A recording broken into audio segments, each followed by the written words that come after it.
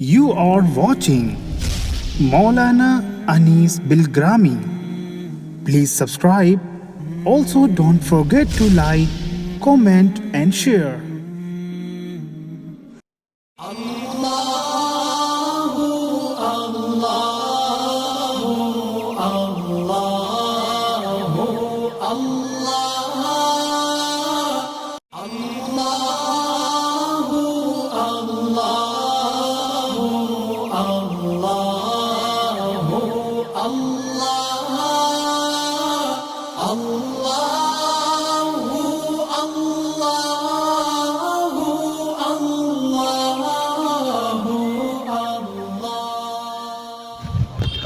السلام علیکم ورحمۃ اللہ وبرکاتہ۔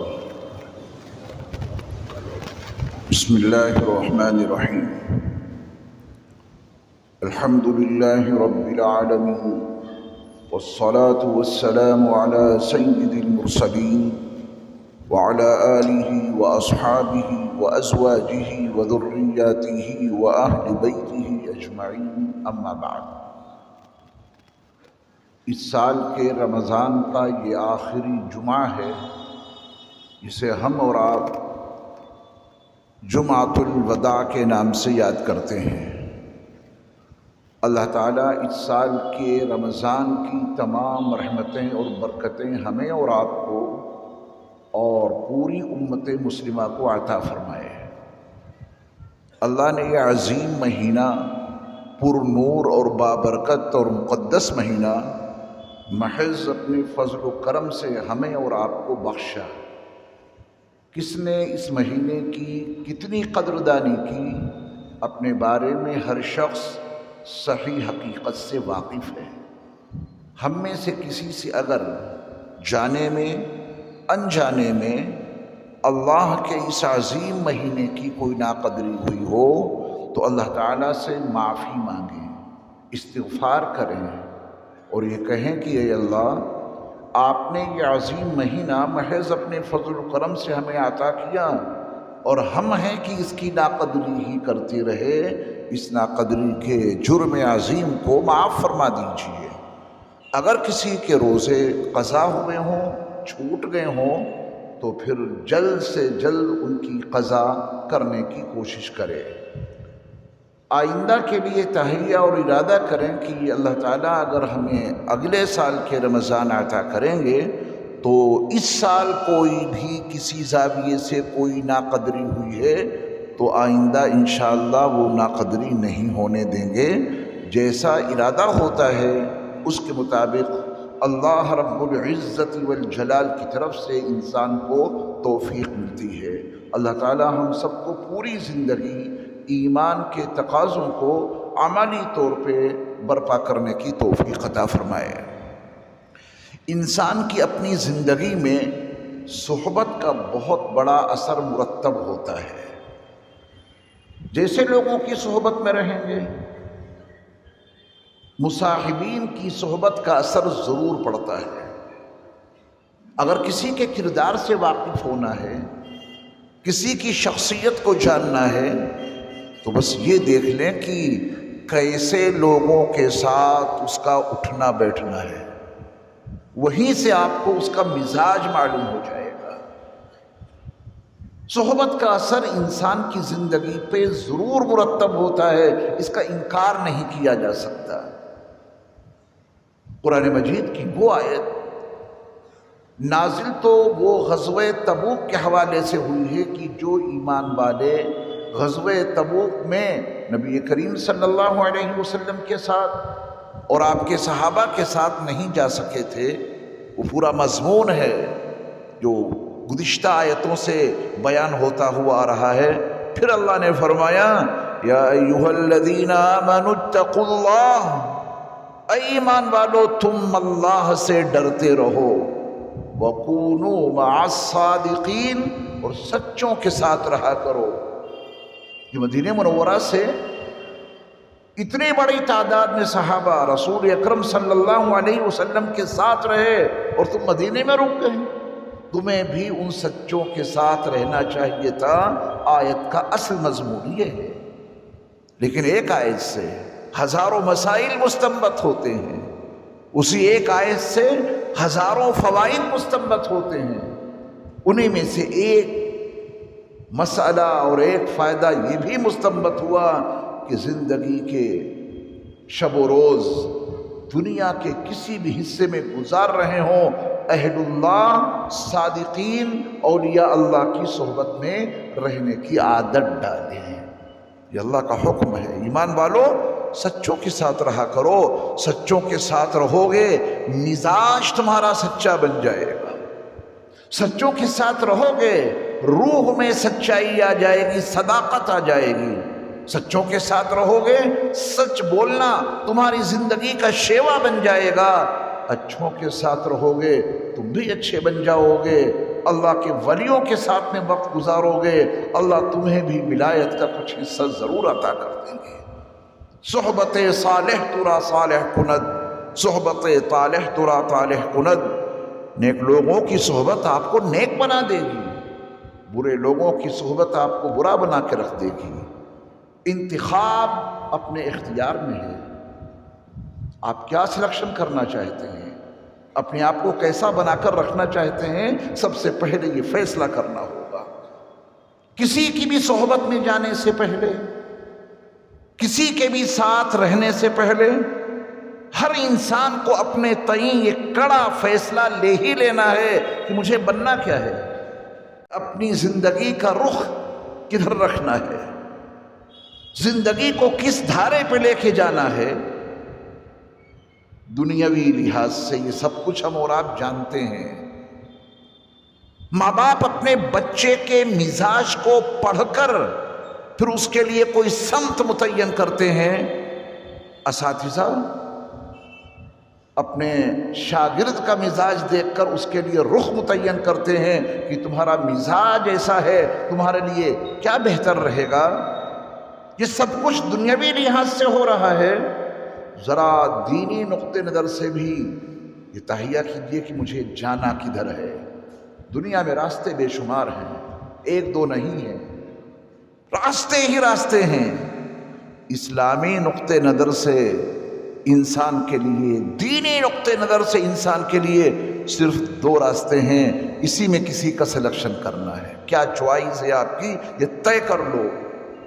زیادہ راستے نہیں، دو راستے ہیں۔ وَهَدَيْنَاهُ النَّجْدَيْنِ، ہم نے انسان کے لیے دونوں راستے کلیئر کر دیے، دونوں راستے واضح کر دیے۔ زیادہ راستے نہیں ہیں اسلام میں، صرف دو راستے۔ منتخب کر لو کس پہ جانا ہے۔ ایک راستہ وہ ہے کہ جس کا آخری کنارہ جنت کے دروازے سے ٹچ ہو رہا ہے، چلو چلتے ہی رہو، چلتے ہی رہو، ایک وقت وہ آئے گا، ضرور آئے گا کہ اس راستے پہ چلتے چلتے سیدھے جنت میں داخل ہو جاؤ گے۔ جنت کے 8 دروازے ہیں، وہ راستہ جنت کے 8 دروازوں سے جا کے ٹچ ہوتا ہے۔ دروازوں کے نام احادیث مبارکہ میں وضاحت اور صراحت کے ساتھ موجود ہیں، اور کروڑوں درود و سلام ہو نبی آخر الزماں حضرت محمد صلی اللہ علیہ وسلم پر، جو جنت دیکھ کر کے آئے ہیں، انہوں نے دروازوں کے نام اور ان کی خصوصیات سے اپنی امت کو آگاہ کیا۔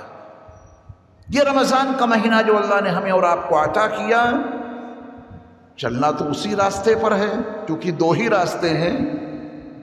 جن لوگوں نے ماہ رمضان میں روزوں کا خصوصی اہتمام رکھا اور صرف اللہ کے لیے روزے رکھے، وہ جا رہے ہیں رمضان کی برکت سے، ان کو چلتے چلتے چلتے چلتے وہ دروازہ سامنے آ جائے گا جس کا نام ہے باب الریان۔ دوسرا راستہ وہ ہے کہ جس کا آخری کنارہ جہنم کے 7 دروازوں سے جا کے ٹچ ہوتا ہے۔ جہنم کے 7 دروازے ہیں، لہا 7 ابواب، جہنم کے 7 دروازے ہیں۔ اس راستے کی آگے کی شاخیں وہ جہنم کے ہر دروازے سے جا کے ٹچ ہو رہی ہیں۔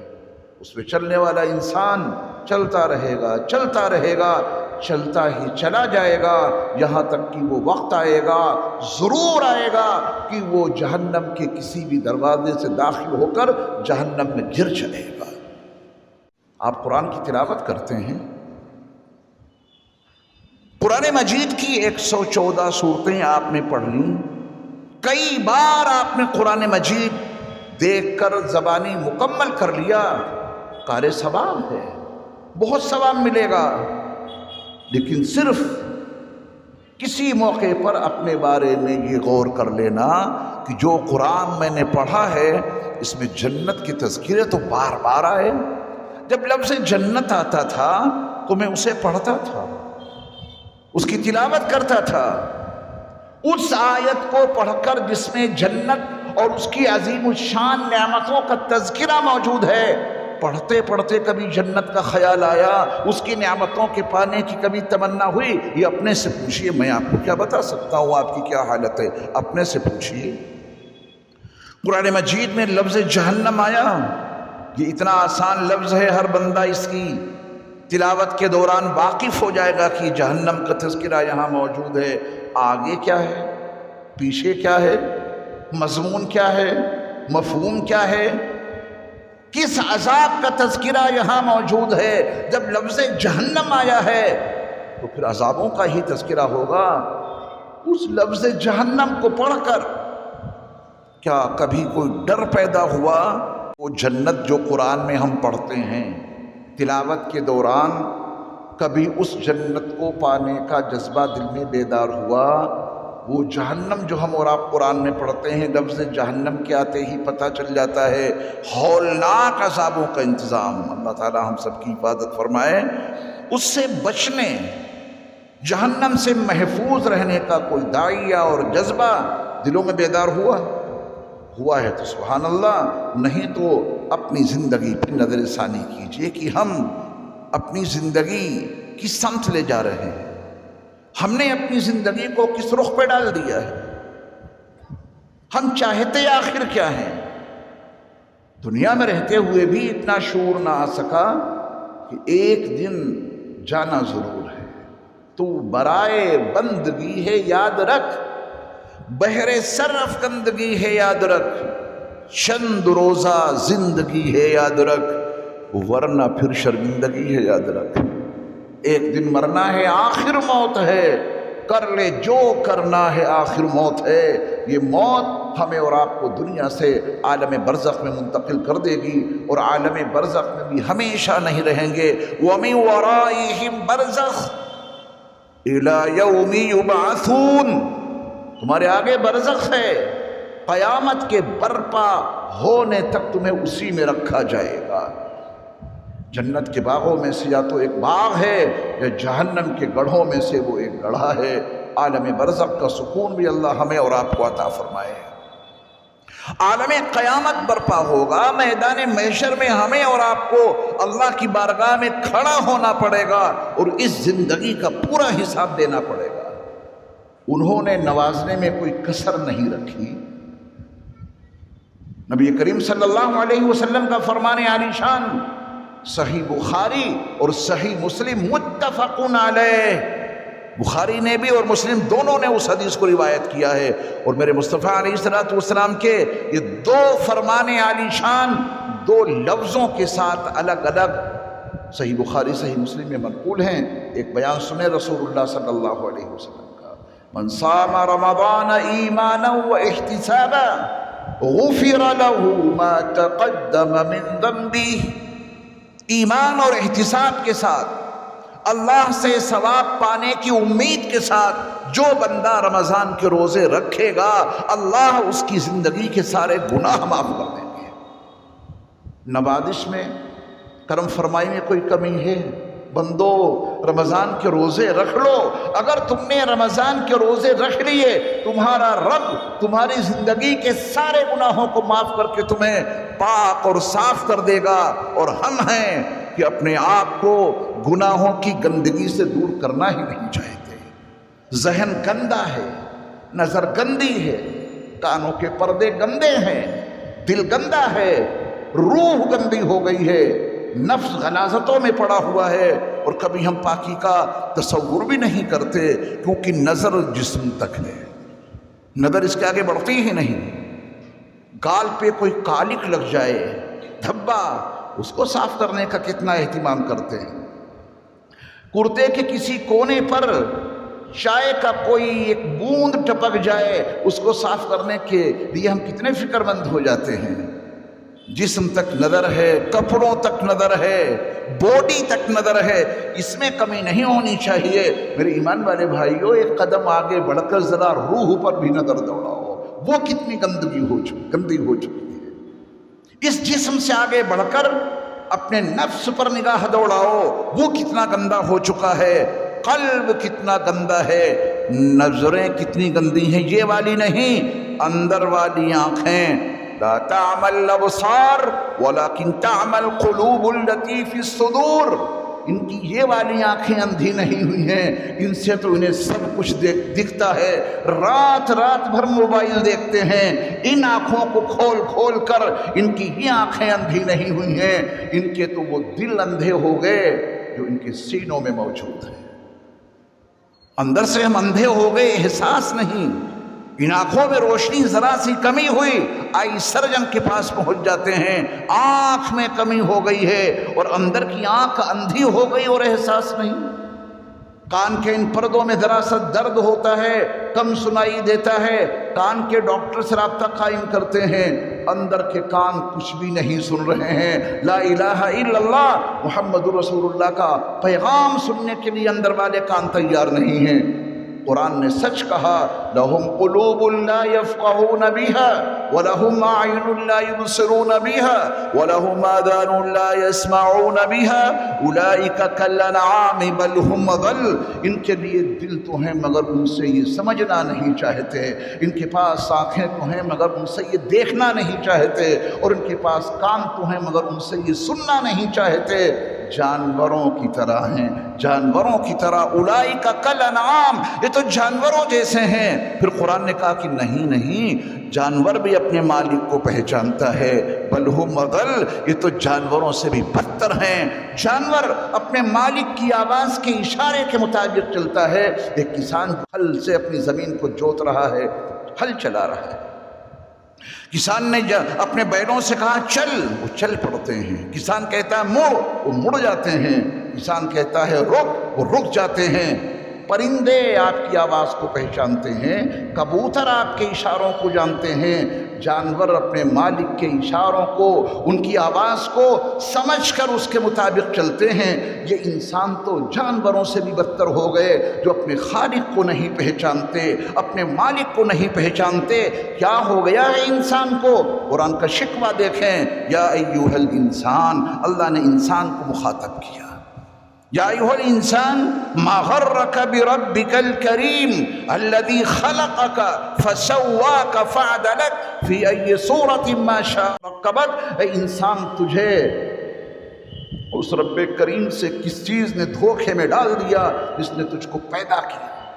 اپنے خالق کو بھول بیٹھا، جس نے تیرا اتنا وجود بنایا، سنوارا، اعتدال پیدا کیا، اور جس شکل میں چاہا اس میں تجھے اس نے ڈال دیا، اسی سے تو غافل ہو گیا. آئیے ایمان والے بھائیوں، تہیہ کریں اور ارادہ کریں کہ ہم اپنی زندگی صحیح رخ پہ لے کے چلیں گے انشاءاللہ. اور اس کے لیے اچھے لوگوں کی مصاحبت ضروری ہے. اچھے لوگوں کے ساتھ میں رہا کرو. وہ بہت چھوٹے ذہن کے لوگ ہوتے ہیں نا، وہ آپ کو چھوٹا بنا دیں گے. جن گھروں میں والدین، توجہ سے سنیے گا، بہت کام کی بات بتا رہا ہوں، جن گھروں میں والدین اپنے بچوں کے سامنے امام کا تذکرہ احترام کے ساتھ کرتے ہیں، رب کعبہ کی قسم میں نے یہ محسوس کیا کہ ان کے بچے امام کا احترام کرتے ہیں. وجہ کیا ہے؟ وجہ اس کے سوا کچھ نہیں. والدین جس شخصیت کا احترام کرتے ہوں، احترام سے ان کا نام لیتے ہوں، اس کا سیدھا اثر بچوں پہ پڑتا ہے. وہ بچے بھی امام صاحب کا احترام کرتے ہیں. کچھ ایسے بھی خبیث الفطرت لوگ ہیں جو اپنے بچوں کے سامنے بلا وجہ میں امام کی برائی کرتے ہیں. نتیجہ اس کا اتنا بھیانک نکلتا ہے کہ ان کا خبیث ذہن ان کی زبان سے بچوں کے ذہن میں اتر کر ان کے بچوں کے ذہن کو بھی خبیث بنا دیتا ہے.